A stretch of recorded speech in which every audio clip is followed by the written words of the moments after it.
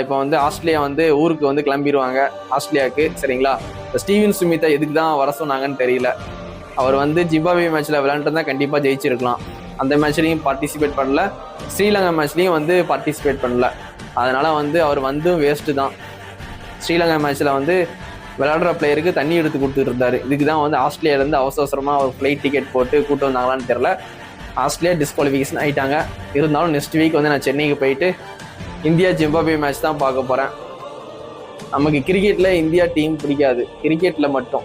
ஸ்போர்ட்ஸில் India team ஜெயிச்சாலே நமக்கு பிடிக்காது. ஏன்னா அந்த டீம் தான் கண்டிப்பாக ஜெயிக்கும் ஜிம்பாப்வே கூட. நான் பார்க்குற மேட்ச்சில் அவங்க ஜெயிக்கிற மேட்சை போய் பார்க்க போகிறேன்னா அதான் கொஞ்சம் கடுப்பாக இருக்குது.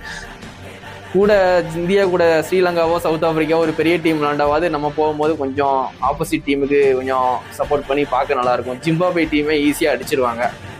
அது தெரிஞ்சும் ஆஸ்திரேலியா ஃப்ளாக் எடுத்துகிட்டு போயிட்டு சும்மா போய் டைம் பாஸ் பண்ணிட்டு வர போகிறேன், அவ்வளோதான்.